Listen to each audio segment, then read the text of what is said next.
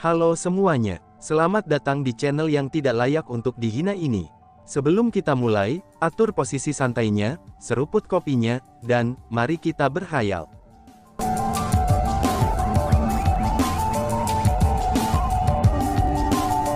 Melanjutkan cerita sebelumnya, setelah dia selesai mengatur formasi penyembunyian, Chu Feng meninggalkan daerah itu.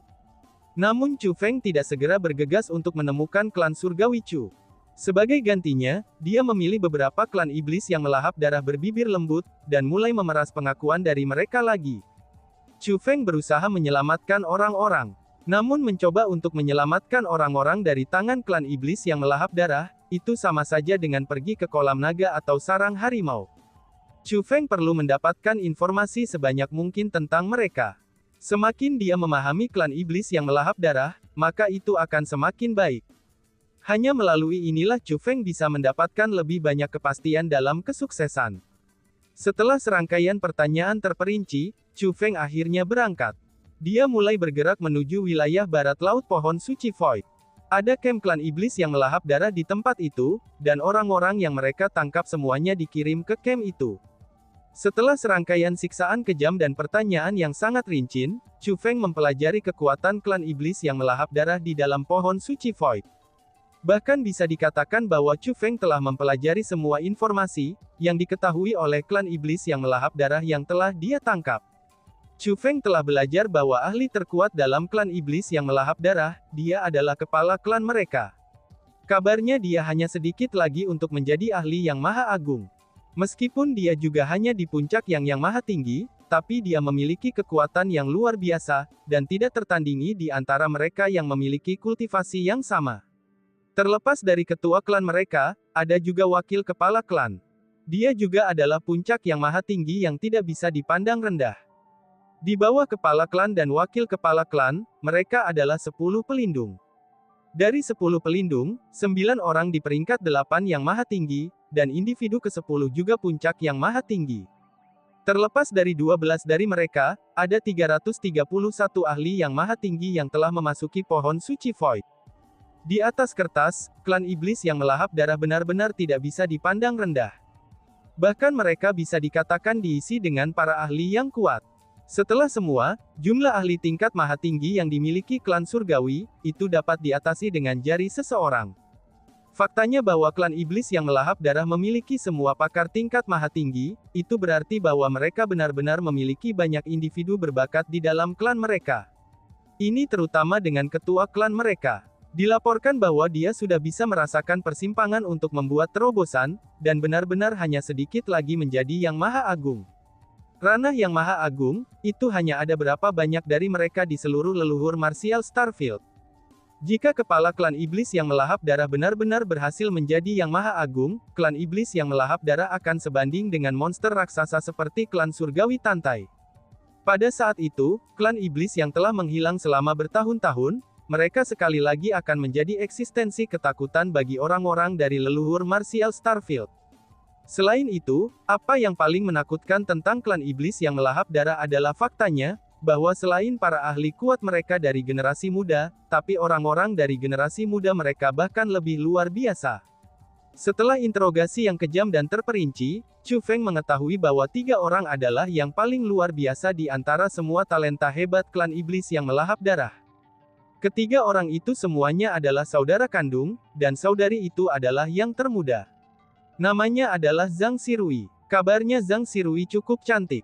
Dia sangat cantik sehingga orang-orang dari generasi yang lebih muda dan lebih tua sangat menyukainya.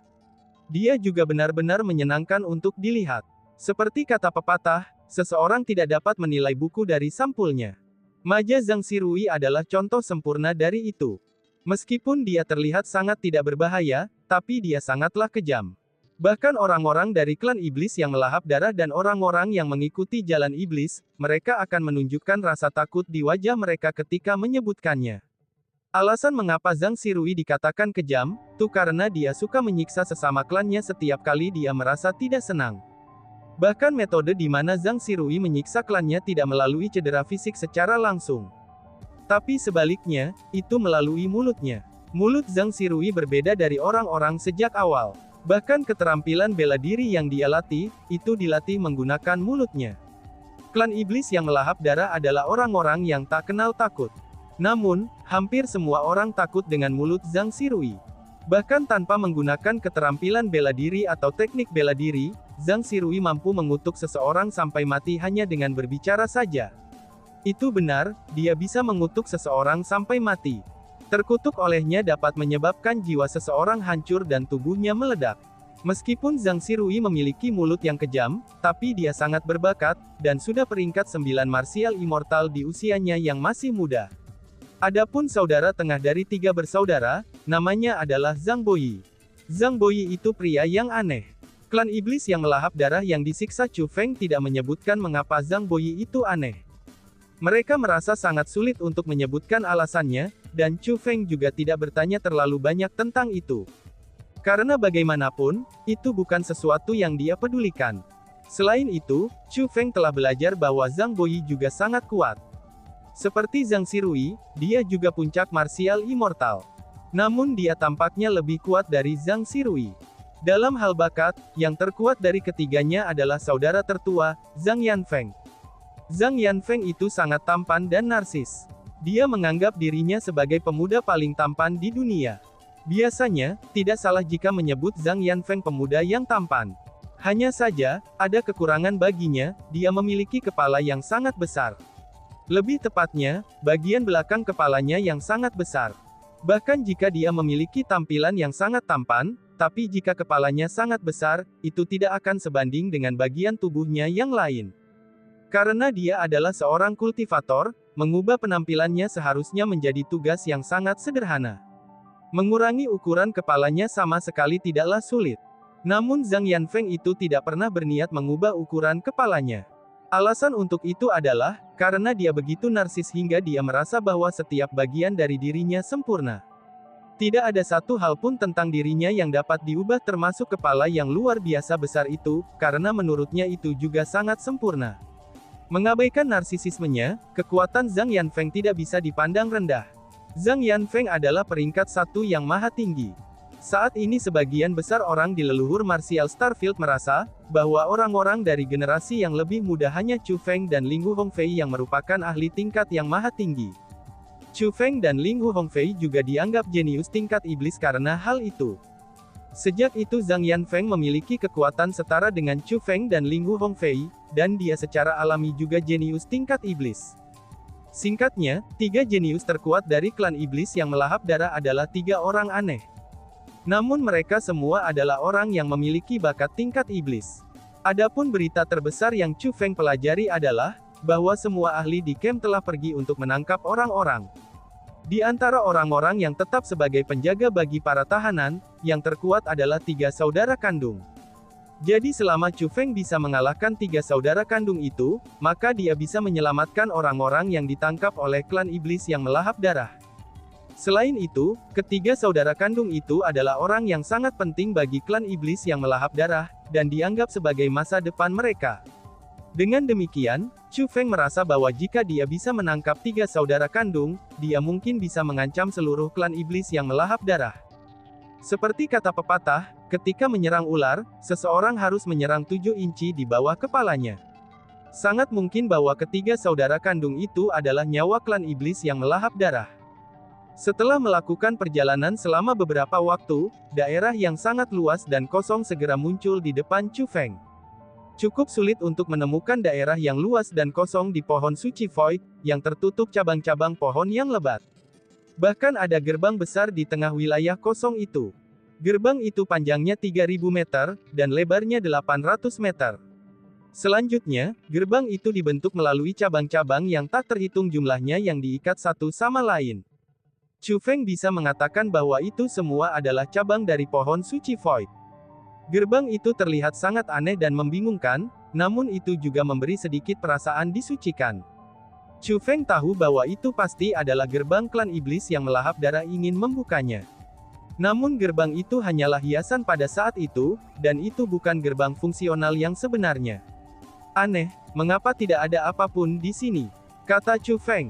Secara logis, karena Chu Feng sudah memiliki tindakan balasan untuk menyelamatkan orang-orang yang ditangkap dan juga telah tiba di tempat tujuannya, ia seharusnya merasa gembira. Namun, Chu Feng tidak bisa merasa senang. Bukan saja tidak ada jejak kegembiraan di wajahnya, tetapi alisnya juga mengerut. Dia telah menemukan bahwa hanya ada gerbang yang dibentuk oleh jalinan cabang-cabang pohon di wilayah yang luas itu, dan tidak ada hal yang lain. Dari pandangan sekilas, itu tampak sangat aneh. Melihat bahwa situasinya salah, Chu Feng tidak terburu-buru mendekat. Sebagai gantinya, dia mengambil seorang klan iblis yang melahap darah yang dia tangkap. Apa yang terjadi di sini? Apa yang terjadi dengan orang-orang yang kalian semua tangkap? Chu Feng bertanya dengan tegas.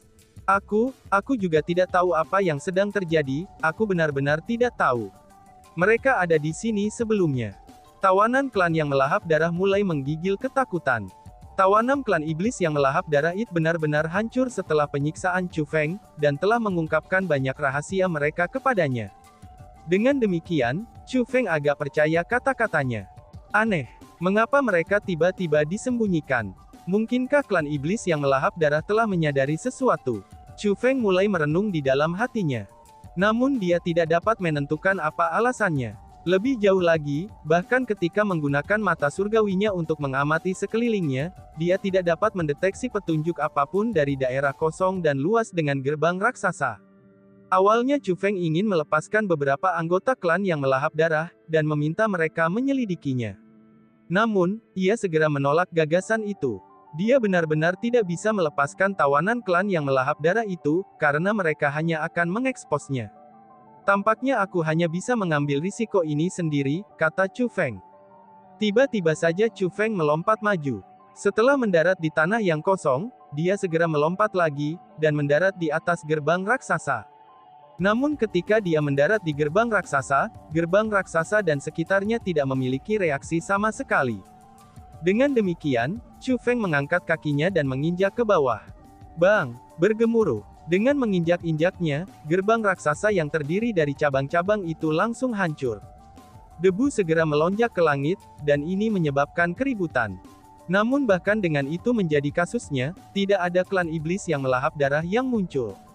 Selanjutnya, setelah menginjak gerbang, Chu Feng menemukan bahwa gerbang itu murni gerbang yang terdiri dari cabang-cabang yang dijalin menjadi satu. Bahkan tidak ada hal khusus tentang gerbang itu. Tampaknya mereka benar-benar telah mengubah lokasi, kata Chu Feng sambil mengerutkan keningnya. Dia merasa bahwa klan iblis yang melahap darah pasti menemukan sesuatu, dan dengan demikian memindahkan semua tawanan mereka ke tempat lain. Dengan demikian, bukan hanya Chu Feng yang melakukan perjalanan dengan sia-sia, tetapi dia juga tidak tahu bagaimana menangani klan iblis yang melahap darah lagi. Bajingan kecil mana yang berani menghancurkan milik orang lain sesuka hati? Tiba-tiba saja teriakan marah segera terdengar. Suara yang tiba-tiba itu menyebabkan hati Chu Feng tegang. Alasan untuk itu adalah, karena meskipun dia mendengar suara itu, tapi dia masih tidak dapat merasakan aura orang yang berbicara. Ini membuat Chu Feng menyadari, bahwa orang yang berbicara itu sangatlah kuat. Namun setelah melihat ke arah suara itu, Chu Feng berdiri dengan tertegun. Ada dua orang di lokasi di mana suara itu terdengar. Mereka adalah seorang pria dan seorang wanita. Mereka berdua duduk di cabang pohon besar agak jauh, dan menatap Chu Feng seperti mereka melihat pertunjukan. Ada buah pohon suci yang dimakan di tangan mereka, dan penampilan mereka benar-benar terlihat tanpa beban. Selain itu, mereka berdua mengenakan jubah hitam yang sama seperti klan iblis yang melahap darah lainnya. Itu benar-benar jubah hitam klan iblis yang melahap darah, dan mereka tampak istimewa. Mereka tidak hanya mampu menyembunyikan wajahnya, tetapi mereka juga mampu menyembunyikan auranya. Jika mereka tidak berniat untuk mengungkapkan diri mereka sendiri, maka Chu Feng juga tidak akan bisa melihat mereka. Alasan mengapa Chu Feng dapat menentukan bahwa mereka adalah pria dan wanita, itu karena mereka berdua tidak mengenakan kerudung, dan telah mengungkapkan penampilan wajah mereka. Jika dilihat dari penampilan mereka, mereka seharusnya tidak terlalu tua. Pria itu memiliki usia yang mirip dengan Chu Feng, sedangkan wanita itu tampaknya sedikit lebih muda darinya. Keduanya terlihat cukup baik, bahkan orang bisa menggambarkan penampilan mereka sebagai yang menakjubkan, dan mereka benar-benar pria yang tampan dan wanita cantik. Selain itu, lelaki itu agak aneh. Meskipun dia jelas laki-laki, tapi wajahnya dipenuhi riasan. Terlebih lagi, makeup itu agak aneh, dan itu tidak menyerupai riasan wanita. Ini terutama berlaku untuk alis matanya yang sangat tebal. Tampaknya terlihat sangat aneh. Mereka tidak mungkin Zhang Boyi dan Zhang Sirui dari 3 jenius iblis klan yang melahap darah kan? Chu Feng bertanya-tanya dalam hatinya. Selain itu, dia juga tidak yakin bahwa mereka berdua adalah Zhang Boyi dan Zhang Sirui. Alasan untuk itu adalah, karena klan iblis yang melahap darah memiliki kulit biru dan garis-garis merah tua di seluruh kulit mereka, dan hal itu membuat mereka terlihat seperti monster. Namun, kedua orang itu terlihat sangat normal. Terutama wanita itu, kulitnya putih seperti batu giok, dan bahkan memancarkan kilau bercahaya. Kulit itu benar-benar dapat dilihat sangat baik. Adapun pria itu, meskipun wajahnya agak berbeda, tapi Chu Feng bisa tahu dari pandangan bahwa itu hanyalah riasan. Dikatakan bahwa orang-orang dari klan iblis yang melahap darah semuanya memiliki kulit biru, dan ada garis-garis pembuluh darah merah karena efek samping yang disebabkan oleh teknik demonik yang melahap darah yang mereka latih. Dengan demikian, masuk akal bahwa jika seseorang adalah klan iblis yang melahap darah, maka seseorang harus memiliki kulit biru dan garis vena merah tua. Hei, aku berbicara denganmu. Apakah kamu tuli? Sementara Chu Feng berpikir, wanita itu berbicara lagi. Nada suaranya sangat tajam, kasar, memotong, mengejek, dan juga mempermalukan. Singkatnya, setiap kali dia berbicara, seseorang akan merasa sangat tidak senang mendengar suaranya. Chu Feng bisa dikatakan seseorang yang memiliki banyak pengalaman. Dia telah melihat semua jenis orang, namun ini adalah pertama kalinya dia bertemu seseorang di mana dia merasa tidak senang setelah mendengar mereka berbicara. Karena itulah, Chu Feng merasa bahwa dia pasti Zhang Sirui itu. Setelah semua, dikatakan bahwa Zhang Sirui memiliki mulut yang ganas secara alami, dan mampu mengutuk orang sampai mati, bahkan memaksa mereka meledak hanya menggunakan mulutnya saja. Tunggu dulu, dia tampaknya Chu Feng. Tepat pada saat itu, pria itu tiba-tiba berbicara. Apa, Chu Feng? Wanita itu mengungkapkan ekspresi terkejut saat mendengar kata-kata itu. Kemudian, dia mulai dengan hati-hati mengamati Chu Feng lagi. Wow, itu benar-benar Chu Feng. Tiba-tiba saja wanita itu berdiri. Ekspresi gembira yang tak tertandingi juga muncul di wajah mungilnya yang cantik. Tidak pernah kubayangkan, bahwa aku akan bertemu putra Chu Xuan Yuan yang terkenal itu, Chu Feng.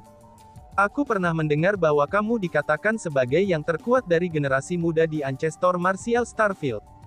Dan hari ini, izinkan aku, Zhang Sirui, untuk mengalami betapa kuatnya kamu, kata wanita itu. Wanita itu memecahkan buku-buku jarinya, lalu melakukan peregangan, dan menyebabkan sisa tulangnya pecah. Dia tampak seperti berencana untuk memukul Chu Feng. Aku, Zhang Boyi, juga ingin mengalami Chu Feng yang terkenal, kata pria itu yang juga berdiri dengan penuh semangat. Setelah mereka berdua berbicara, Chu Feng akhirnya dapat mengkonfirmasi identitas mereka. Benar saja, mereka adalah Zhang Boyi dan Zhang Sirui dari 3 jenius iblis klan yang melahap darah. Meskipun dia tidak tahu mengapa kulit mereka tidak biru seperti klan iblis yang melahap darah lainnya, dan bagaimana mereka tahu tentang dirinya, dia tahu bahwa mereka berdua tampaknya sangat bertekad untuk mengalahkannya. Sebenarnya, memang itulah masalahnya. Selain itu, Zhang Boyi dan Zhang Sirui tidak tahu bahwa Chu Feng sebenarnya jauh lebih bersemangat daripada mereka berdua. Dan di sini aku berpikir, bahwa aku akan kembali dengan tangan kosong. Tapi sungguh tidak pernah kuharapkan, bahwa aku akan bertemu dengan kalian berdua, kata Chu Feng yang diam-diam merasa senang. Dan tiba-tiba saja bersambung. Sekian dan terima kasih banyak. Bye-bye.